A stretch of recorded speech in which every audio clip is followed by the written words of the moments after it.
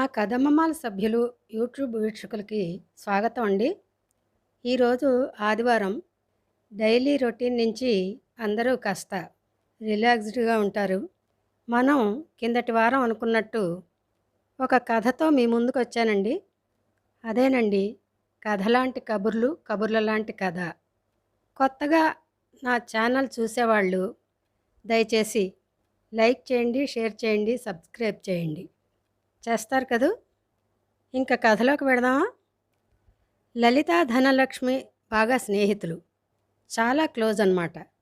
ఎంతగా క్లోజ్ అంటే ఏ టైంలో అయినా ఎంతమంది ఉన్నా ఒకళ్ళ ఇంటికి ఒకళ్ళు వెళ్ళి గంటల కొద్దీ బాతాఖాని వేసేంత. నాకు వాళ్ళిద్దరూ మామూలు పరిచయం.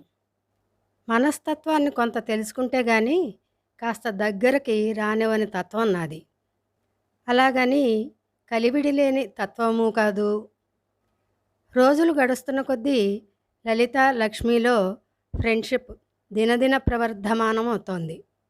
ఎంతగా అంటే ఎప్పుడు చూసినా ఒకరింట్లో ఒకరుగా. చెప్పాను కదా, అలా అన్నమాట. నాకు వాళ్ళ ఫ్రెండ్షిప్ చూస్తుంటే ఎక్కడో మనసు పొరల్లో కించిత్ ఈర్ష్య. అబ్బా, వాళ్ళిద్దరూ చక్కగా ఎంత థిక్కెస్ట్ ఫ్రెండ్సో కదా అని.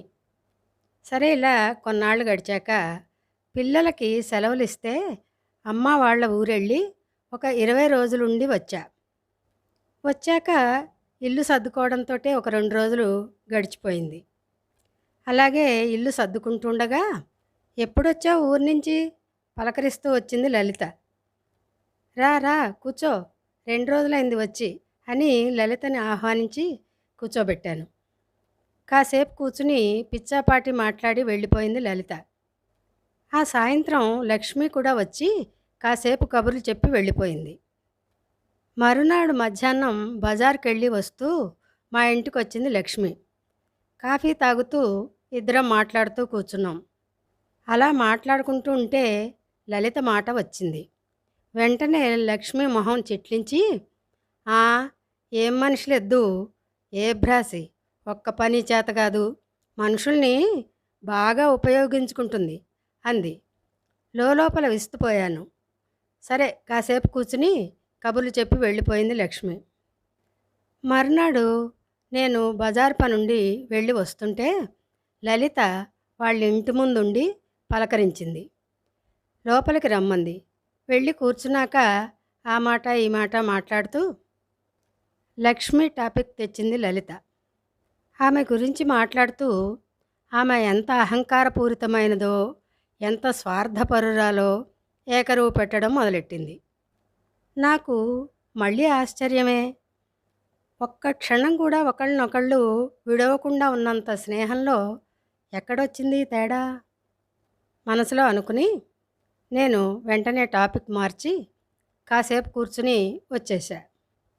అది మొదలు వారిద్దరూ ఉప్పు నిప్పులాగా తయారై చనువుగా ఉన్నప్పుడు వాళ్ళు ఒకళ్ళ గురించి ఒకళ్ళ కుటుంబ రహస్యాలు చెప్పుకున్నవన్నీ కూడా థర్డ్ పర్సన్స్ వద్ద చెప్పేస్తూ బద్ధ శత్రువుల్లాగా తయారైపోయారు. కానీ ఇద్దరూ కూడా తెలివిగా ఎక్కడ తేడా వచ్చిందో, ఎందుకు అంత శత్రుత్వం వచ్చిందో మాత్రం బయటపడలేదు. ఇదంతా చూస్తుంటే నాకు ఎస్పి బాలసుబ్రహ్మణ్యం గారు స్నేహాన్ని గురించి చెప్తూ, అవతల వాళ్ళ తప్పుల్ని మన్నించండి, బలహీనతల్ని అర్థం చేసుకోండి అని చెప్పారు ఒకానొకప్పుడు ఒక స్టేజ్ షో మీద. అది గుర్తొస్తూ ఉంటుంది. నిజమే కదా. కానీ అంతటి స్వచ్ఛమైన కల్మషం లేని స్నేహం దొరుకుతుందా? ఈ కథ పేరు స్నేహం అని పెట్టుకుందామా? అయిపోయిందండి. పోతే ఎవరు పోతేనమ్మా? నేనా? ఇది కాస్త తినండి. పోవడానికేనమ్మా? నేనే స్వయంగా తయారు చేసిన స్వీట్ అండి. వంటవార్పు శీర్షికలో మీరు ప్రచురించాలి. అరటిపండు లంబా లంబాని దీని పేరు పెట్టాను. అరటిపండు లంబా లంబానా? ఈటర్ బొందా బొందా అనకపోయావు. అలాగే ప్రచురిస్తానమ్మా. మళ్ళీ తినడం ఎందుకు రిస్కు? జీవితం మీద ఆశ ఉన్నవాడిని. ఇది ఇక్కడే ఉంచమ్మా.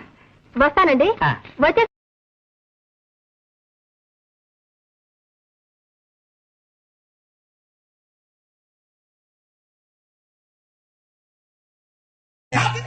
What hell is going on here?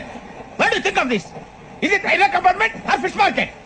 Common sense ఉన్నా కదా ఇటారా తాడు పెరిగినట్టు పెరగదు బుద్ధి దానికి. ఒరే నీ హైట్ కి నువ్వు మాట్లాడే మాటలకి ఏమైనా సంబంధం ఉందా? హైట్ కి దీనికి సంబంధం ఉంటాయి. అమ్మా అయితే నువ్వు కొట్టావా? ఏ డౌటా? అమ్మా అయితే కన్ఫర్మ్. నేను వస్తాను బాబు. రేయ్ ఆగు, నాకు నిద్ర వస్తుందండి. నాకు రావట్లేదు. అవును రే, ఆ. నా మూలంగా సాఫ్ట్వేర్ ఇండస్ట్రీ సర్వనాశనం అయిపోతుందా? మరి ఇందాక అన్నావు నే కన్నాలు వేసుకుని బతకాలా? అక్కర్లేదండి. మరి ఇందాక అన్నావు అవును మేమందరూ టికెట్ లేకుండా ప్రయాణం చేస్తున్నావా? ఇందాక అన్నానా? అన్నా